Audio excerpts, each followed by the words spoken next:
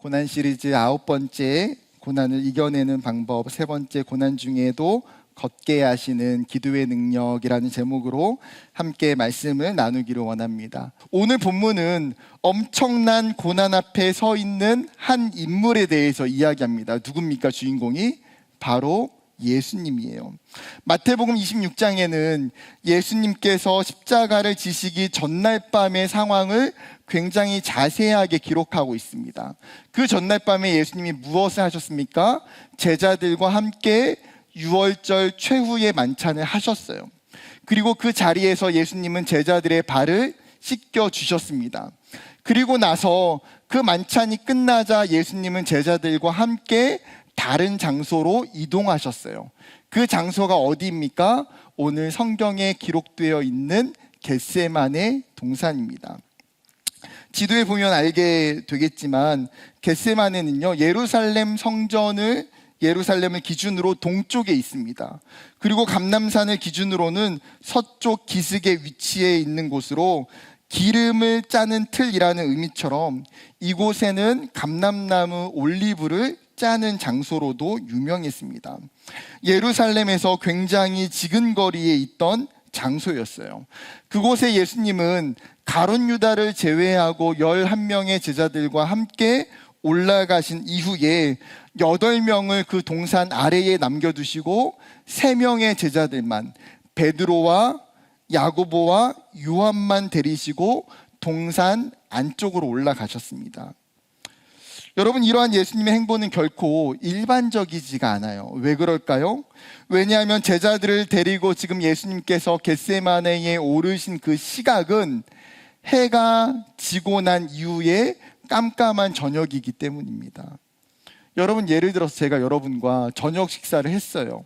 저녁 식사 다 끝나니까 밤 9시, 밤 10시예요.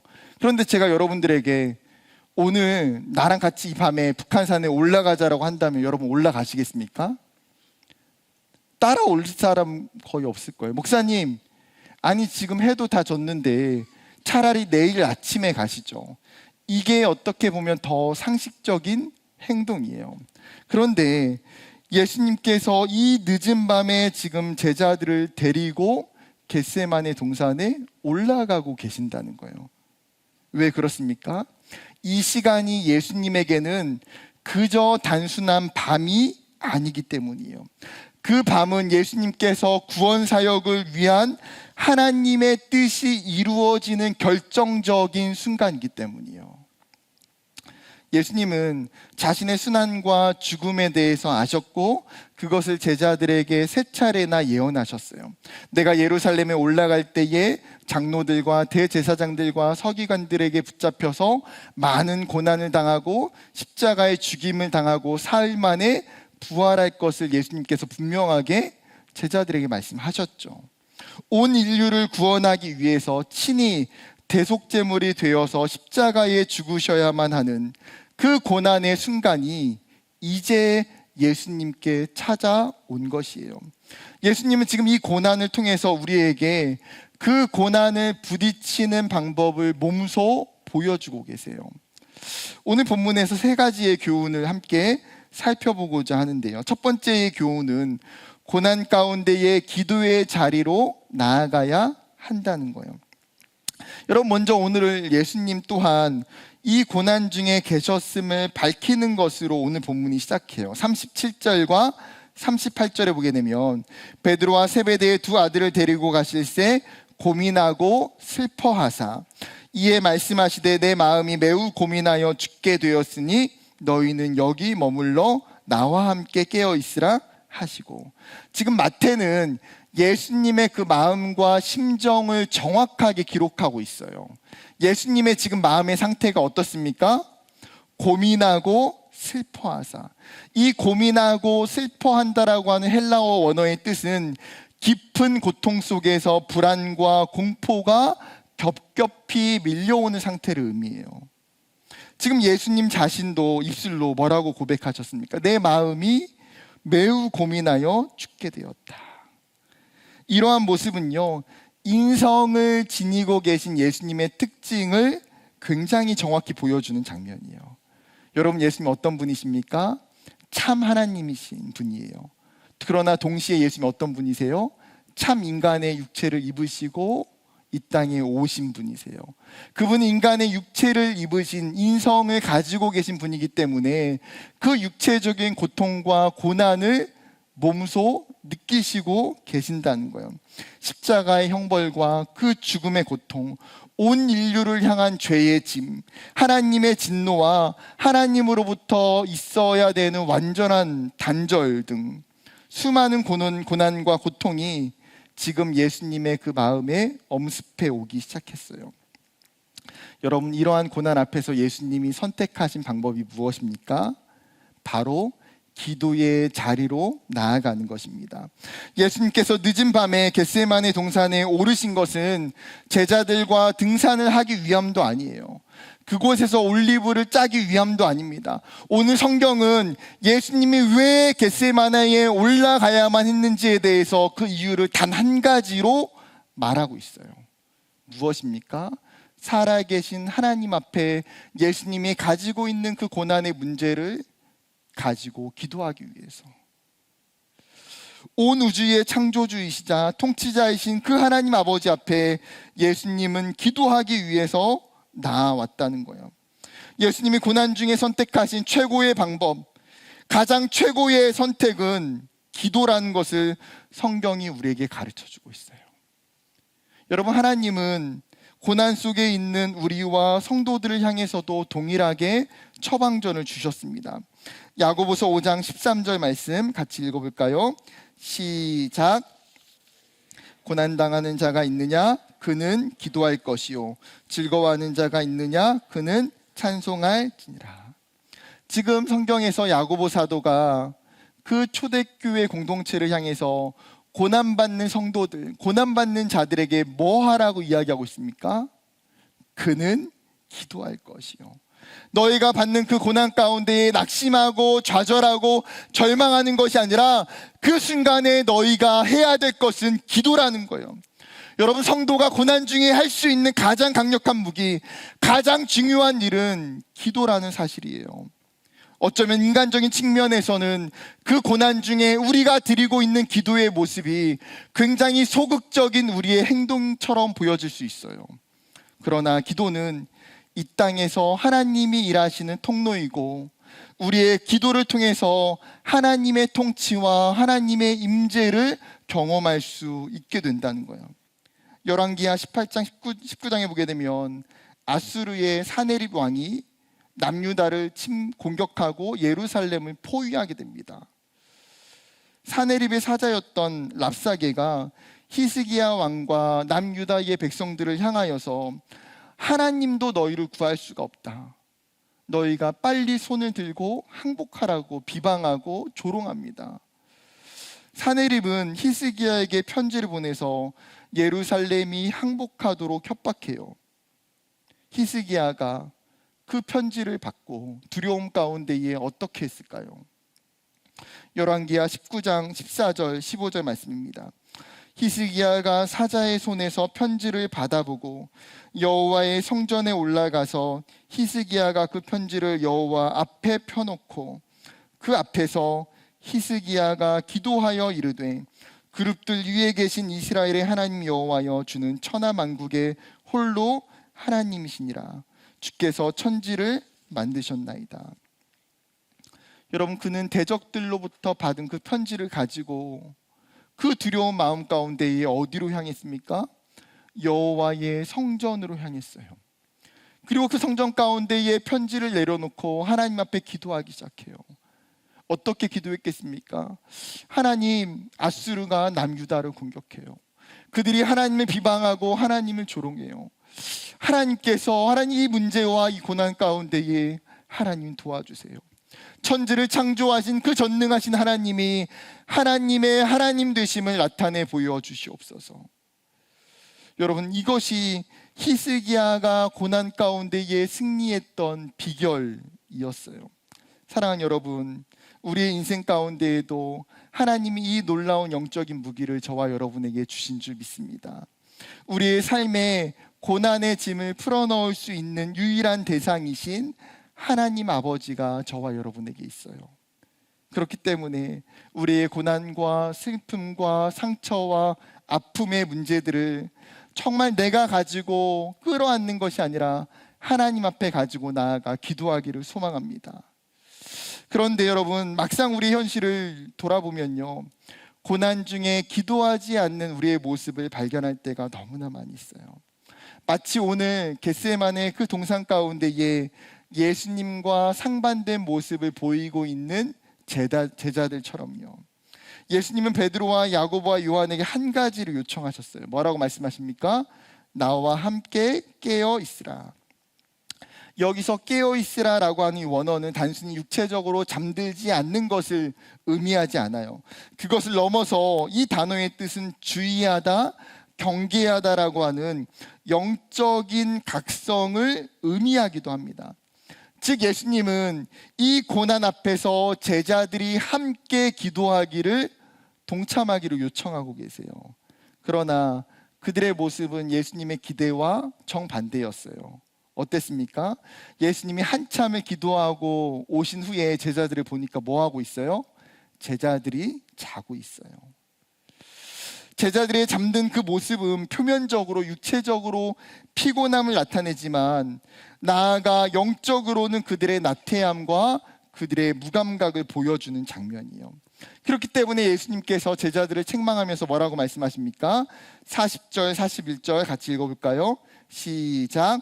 제자들에게 오사 그 자는 것을 보시고 한시도 이렇게 깨어 있을 수 없더냐. 시험에 들지 않게 깨어 기도하라.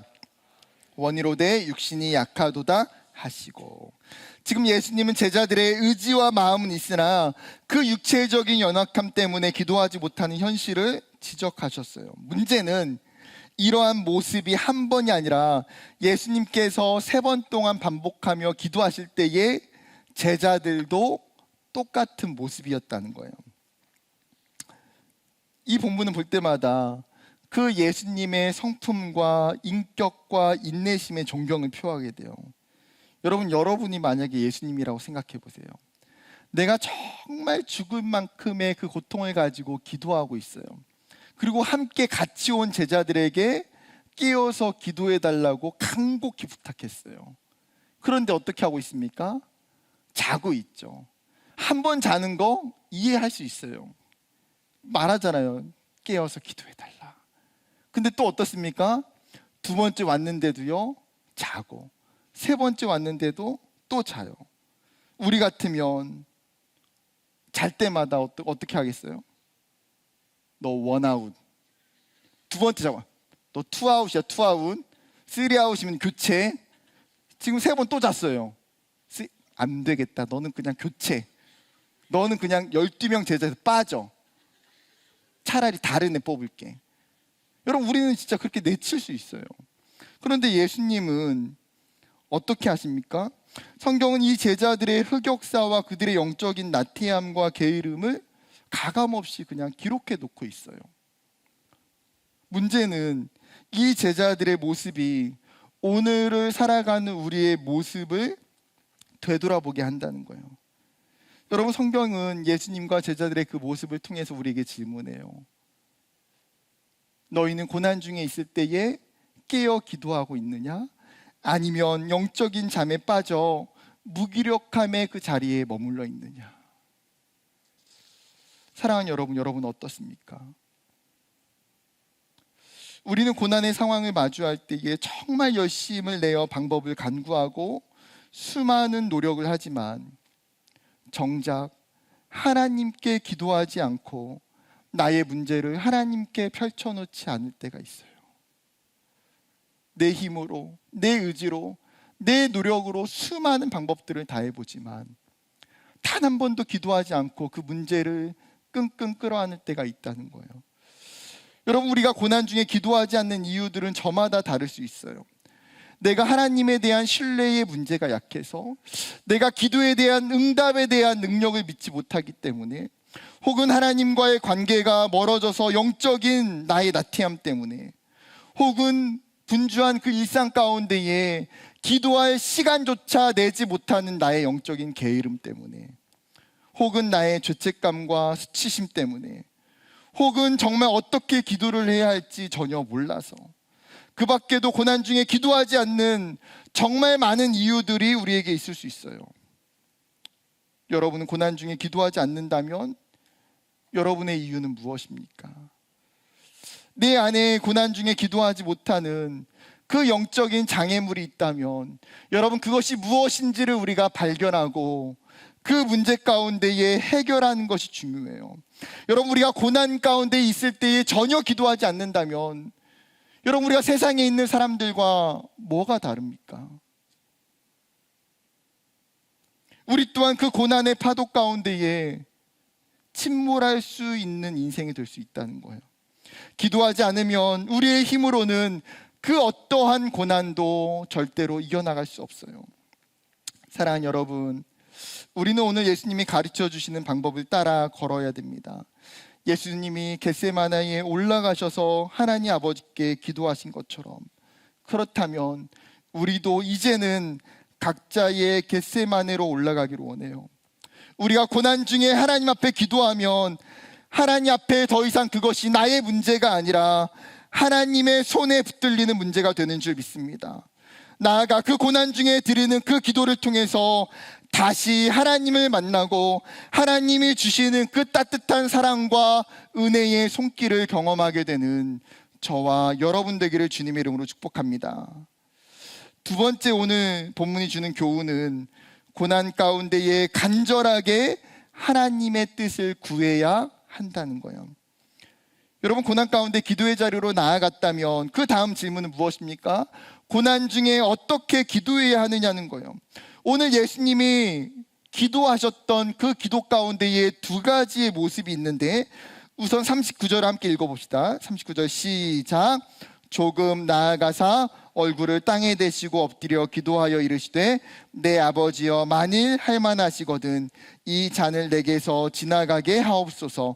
그러나 나의 원대로 마시옵고 아버지의 원대로 하옵소서 하시고. 여러분, 먼저는 예수님이 하신 기도의 태도를 본받을 필요가 있어요. 예수님 기도하시면서 어떻게 기도하십니까? 땅에 엎드려 얼굴을 땅에 대고 기도하셨어요. 여러분, 이 장면은요 굉장히 상징적인 장면이에요. 성경을 보면 보통은 사람들이 예수님 앞에 나와서 그 예수님 발 앞에 엎드려 얼굴을 땅에 대는 장면은 굉장히 많이 나와요. 그러나 예수님이 자신의 얼굴을 땅에 댔던 장면은요 한 번도 없어요. 그런데 오늘 예수님은 자신의 얼굴을 직접 땅에 대고 기도하세요. 여러분, 히브리 전통에 있어서 얼굴을 땅에 대고 엎드리는 것은요 극도로 절박하고 간절함을 표현하는 행위예요. 즉, 예수님이 하나님 앞에 기도하는 이 기도가 형식적인 기도가 아니라 자신의 정말 온 마음을 다해서 절박함과 간절함으로 드리고 있는 기도라는 거예요. 그 예수님의 간절함이 오늘 본문 가운데의 평행 구절인 누가복음에서도 발견돼요. 누가복음 22장 44절 말씀입니다. 같은 상황 속에서 누가복음이 기록하고 있는 거예요. 같이 읽어볼까요? 시작. 예수께서 힘쓰고 애써 더욱 간절히 기도하시니 땀이 땅에 떨어지는 핏방울같이 되더라. 힘쓰고 애써. 여러분, 이 헬라어 원어는요 고대의 경기장에서 투사들이 싸움을 벌릴 때 사용하던 단어예요. 지금 예수님은 기도의 자리에서 내면의 고뇌와 싸우며 치열한 전쟁을 하셨다는 거예요. 고난 중에 너무나 간절히 기도하실 때 어땠습니까? 예수님의 몸에서 흐르는 땀방울이 마치 응고된 피와 같이 굵은 무거운 땀방울처럼 흘러내리기 시작해요. 그분의 고통 가운데에 드린 기도의 땀방울이 마치 핏방울처럼 쏟아졌던 거예요. 다른 한 가지는 기도의 내용이에요. 예수님이 뭐라고 말씀하십니까? 만일 할만하시거든 이 잔을 지나가게 해달라고 기도해요. 여러분, 이것은 예수님이 단순히 그 십자가의 고난의 잔을 거부하기 위해서 말씀하시는 게 아니에요. 자신에게 주어진 그 십자가의 고난과 고통이 너무나 크기 때문에 다른 방법으로 구원을 이룰 수만 있다면 십자가의 그 고난을 벗어나고 싶은 거예요. 그러나 그 고백이 기도의 끝이 아니라 예수님의 기도의 무게중심은 그 다음에 놓여 있어요. 그 다음에 뭐라고 기도하십니까? 나의 원대로 마시옵고 아버지의 원대로 하옵소서. 예수님은 이 기도의 제목을 가지고 3번이나 똑같이 기도하세요. 하나님, 나의 원대로 마시옵고 아버지의 원대로 되기를 원합니다. 여러분, 여기서 우리는 고난 중에 드려야 할 기도의 본질을 배우게 돼요. 여러분, 기도는 내가 원하는 것을 하나님께 관철시키는 도구가 아니라 하나님의 뜻 앞에 내 뜻을 내려놓는 시간이에요. 내 기도의 제목, 내 마음의 소원, 나의 뜻이 중요한 것이 아니라 그것들을 그 기도의 자리 가운데에 내려놓고 하나님의 뜻이 무엇인지, 하나님의 마음이 무엇인지를 묻고 구하는 것. 예수님은 그 고난의 상황 속에서 하나님의 뜻을 묻고 하나님 앞에 부르짖고 있어요. 여러분, 많은 경우는 우리는 나에게 주어진 고난의 이유와 목적을 알지 못하기 때문에 그러다 보면 종종 나의 고난의 문제가 내가 원하는 타이밍에, 내가 원하는 방법으로, 내가 원하는 방향과 열매로 이루어지기를 원하고 간구해요. 그러나 이러한 우리의 기도가 오늘 예수님을 닮아가기를 원합니다. 하나님, 고난 가운데에 나의 욕심과 뜻대로 되어지는 것이 아니라 하나님의 뜻이 무엇인지를 알기를 원합니다. 그리고 하나님, 내 고난의 삶의 이 문제가 해결되어지는 과정 속에서도 하나님의 뜻대로 이루어지기를 간구하는 저와 여러분 되기를 주님의 이름으로 축복합니다. 마지막 3번째에 나누고자 하는 교훈은요, 기도는 고난의 길을 걸어가게 하는 힘을 가져다 준다는 거예요. 여러분, 예수님은 3번의 간절한 기도를 마치신 후에 이렇게 말씀하세요. 45절과 46절 말씀입니다. 같이 읽어볼까요? 시작. 이에 제자들에게 오사 이르시되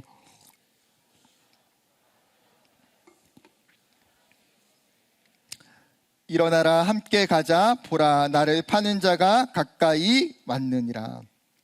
여러분, 이 말씀은 단순한 시간의 선언이 아니에요. 여기서 이야기하는 때는 어떤 때입니까? 하나님께서 자신의 구원 사역을 위해서 정해놓으신 때예요. 지금 예수님께 있어서는 그 십자가를 향한 고난의 순간, 그 구속사의 결정적인 순간이 이제 도래했어요. 예수님은 자신의 제자였던 가룟 유다의 손에 의해서 종교 지도자들에게 팔리고 로마 군병들의 손에 넘겨져서 고초를 당하고 십자가에 죽게 되는 것을 직감하셨어요. 여러분, 만약에 우리가 미래를 볼 수 있다면, 내 삶에 고난이 찾아오는 것을 알 수 있다면 우리는 어떻게 하겠습니까? 아마 대부분의 사람들이 그 고난을 피할 길을 찾고 그 고난을 당연히 피하려 바꾸려 할 거예요. 그러나 예수님은 자신 앞에 펼쳐질 미래를 아셨고 피할 수 있는 시간과 기회도 충분해요. 그러나 예수님이 제자들에게 46절에 뭐라고 말씀하십니까? 일어나 함께 가자. 일어나 함께 가자. 예수님의 이 결단의 선언은 고난과 죽음을 회피하지 않고 당당하게 고난의 길로 걸어가시겠다고 하는 순종이에요. 여러분, 고난의 길을 걸어가시는 이 순종이 어떻게 가능합니까? 예수님이 그냥 갑자기 이 순종의 능력이 생겨난 것입니까? 아니요. 이 순종은 철저하게 예수님의 기도로부터 흘러나오는 능력이에요. 예수님은 고난 가운데에 하나님의 뜻을 구하고 하나님과 동행하는 시간을 가졌어요. 예수님은 그 고난 가운데 기도를 통하여 하나님 아버지의 마음을 알고 그 하나님이 주시는 위로와 평안함 가운데에 자신 안에 있는 고난의 수많은 두려움을 물리쳐 가셨어요. 그리고 그 기도를 통해서 자신의 삶의 그 십자가의 죽음을 온전히 순종할 수 있게 되는 거예요. 여러분, 이것이 바로 기도의 능력이에요. 성경은 고난 중에 드렸던 그 기도가 얼마나 놀라운 능력과 얼마나 놀라운 하나님의 역사가 일어나는지를 수많은 믿음의 사람들을 통해서 증명하고 있어요. 모세가 기도할 때에 이스라엘이 아말렉을 이기게 되기도 하고요. 여호수아가 기도할 때에 해가 멈추기도 해요. 엘리야의 기도로 3년 반 동안 비가 멈추기도 하고 다시 내리기도 했어요. 히스기야 왕은 병들어 죽게 되었을 때에 그가 드린 기도로 하나님은 그의 생명을 15년이나 연장해 주셨어요. 엘리사가 그 죽었던 수넴 여인의 아들을 위해서 기도할 때에 하나님이 그 기도를 받으시고 그 아이를 살려주셨어요. 초대교회 성도들의 기도는 감옥에 있었던 그 베드로를 천사의 손을 통해서 구원케 하셨어요. 불임으로 고통 중에 있던 그 한나가 기도할 때에 하나님은 그녀의 태의 문을 열어주셨어요. 여러분, 이 밖에도 수많은 사람들이 자신의 고난 가운데에 기도할 때에 성경은 하나님이 들으셨고 응답하셨다고 말씀해 주고 있어요. 그리고 이러한 일들이 단순히 성경에만 국한되지 않고 여전히 이 시대 가운데에 하나님의 백성들에게도 나타나고 이루어진다는 거예요. 그렇다고 해서 모든 기도가 즉각적으로 눈에 보이는 결과를 낳는 것은 분명 아니에요. 때로는 오랜 시간 기도를 해도 고난의 상황이 변하지 않을 수 있고 확실한 기도의 응답과 역사가 나타나지 않을 수도 있어요. 그러나 분명한 것은 고난 중에 드리는 나의 기도를 통해서 하나님은 나를 변화시켜 가신다는 거예요.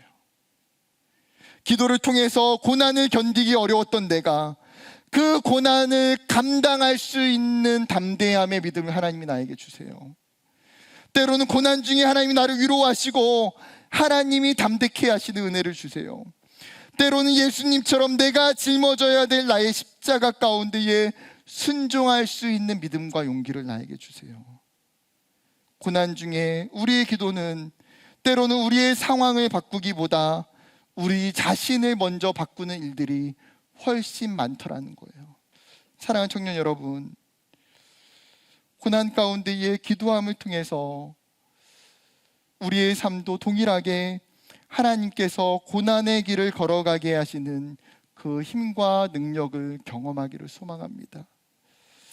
고난 가운데의 기도함을 통하여서 여러분의 영혼 가운데에 하나님이 찾아가 주시고 하나님이 만나 주시고 하나님이 말씀해 주시는 그 음성을 듣기를 원해요. 그리고 그 고난의 기도를 통해서 여러분의 믿음이 변하고 여러분의 존재와 삶이 변하는 하나님의 은혜가 있기를 간절히 소망합니다. 말씀을 맺고자 합니다. 예수님은 십자가의 죽음을 맞이하기 전에 고난을 이겨내는 방법이 기도에 있음을 말씀하시면서 겟세마네 동산에 올라가셨어요. 여러분, 그렇다면 여러분의 삶에 겟세마네 동산이 있습니까? 여러분의 삶에 기도의 자리와 기도의 장소가 있습니까? 고난 앞에 기도하기 위해서는 내가 올라가야 할 겟세마네가 필요해요. 여러분, 고난이 온다고 해서 어느 순간에 자동적으로 내가 그 고난의 때에 겟세마네 동산에 올라가지는 것이 아니에요. 오히려 기도하는 겟세마네가 없는 사람들은 그 고난의 순간에 절망하고 좌절할 수밖에 없어요. 여러분, 그렇기 위해서 지금부터 기도의 자리를 찾아가세요. 때로는 시간을 내서 여러분 기도원도 가보고, 때로는 시간을 내서 산기도도 철야기도도 경험해보고, 때로는 새벽을 깨워 그 기도의 자리에 나가기도 하고, 때로는 평일의 일상 가운데에 아무도 찾아오지 않는 그 예배당 가운데에 나홀로 잠잠히 하나님 앞에 기도하기도 하고, 때로는 나의 그 골방 가운데에 하나님 앞에 나아가는 겟세마네의 동산을 경험하기도 해야 돼요. 예수님께서 습관을 따라 산에 올라가셨을 때에 그 습관이, 그 영적인 능력이 고난의 때에도 동일하게 빛을 발하는 것을 보게 돼요. 여러분, 우리의 기도의 습관이 우리의 겟세마네를 만들고 그 겟세마네가 우리의 고난의 때에 그 기도로 인해서 하나님이 우리를 지켜주시는 줄 믿습니다. 고난 중에도 기도를 통하여 고난을 이기고 승리하는 저와 여러분이 되기를 주님의 이름으로 축복합니다.